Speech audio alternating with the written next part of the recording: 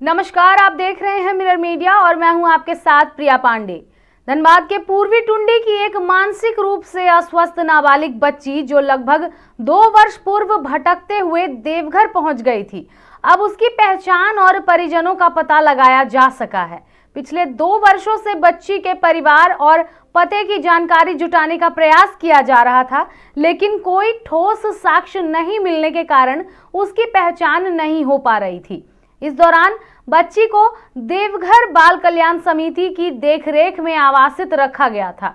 हाल ही में social investigation report यानी SIR पूरी होने के बाद उसके परिजनों का पता लगाने में धनबाद बाल कल्याण समिति को सफलता मिली है। हालांकि मामले में नया मोड़ तब आया जब बच्ची के परिजनों ने उसे अपने साथ रखने से इनकार कर दिया। वहीं जांच के दौरान यह भी संदेह सामने आया है कि बच्ची विवाहित हो सकती है और उसके 2 बच्चे भी हो सकते हैं। हालांकि इस संबंध में अभी तक कोई आधिकारिक पुष्टि नहीं हुई है। तो सुनाते हैं हम आपको पूरे मामले पर धनबाद बाल कल्याण समिति की सदस्य ममता अरोड़ा ने क्या कुछ कहा है। बताएं मैम, पूर्वी टुंडी से क्या कुछ मामला सामने आया है बाल कल्याण समिति के समक्ष? ये डोमा करके एक गांव है पूर्वी टुंडी में, मे बी ये ट्राइबल ये हो सकता है वहाँ का, भोक्ता एनजी इसका ये है। तो वहाँ की एक बच्ची भटकते हुए आज से करीब 2 साल पहले देवघर पहुँच गई थी किसी ये से, फिर वहाँ पे रेस्क्यू हुई थी।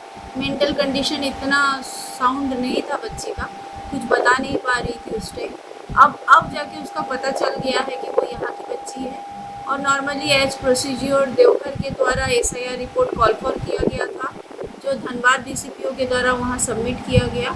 इसमें हमारे आउटरीच वर्कर अमन कुमार की भूमिका रही, जिसने इसका सोशल इन्वेस्टिगेशन रिपोर्ट बनाया, इस बच्ची के परिवार को ढूंढा। अब जाके बच्ची यहाँ आ गई है।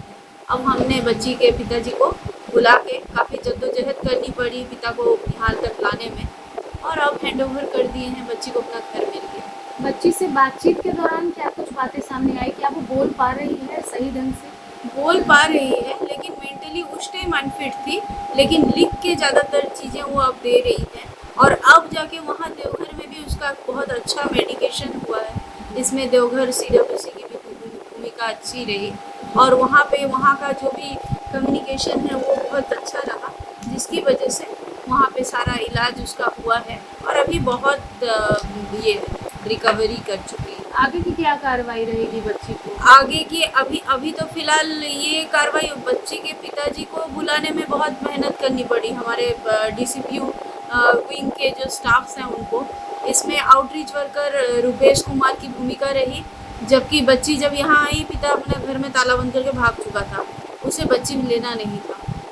तब हम लोगों ने फिलहाल उसे एक थोड़ी देर के लिए एक शेल्टर देते हुए उसके पिता को हिदायत दी कि अगर वो 24 घंटे के अंदर इस बच्ची को नहीं टेक ओवर करता है तो फिर बच्ची को सरेंडर करने की प्रक्रिया शुरू करें। इसमें हमारे एक पुराने स्टाफ थे जो टुंडी के एरिया में ही हैं अभी, उनकी भी भूमिका रही।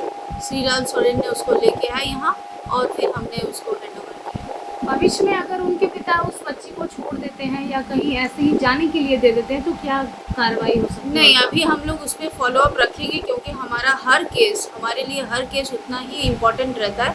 इसीलिए हमेशा CWC के सारे केसेस जो हैं पहले फर्स्ट 14 डेज तक फॉलोअप में रहते हैं।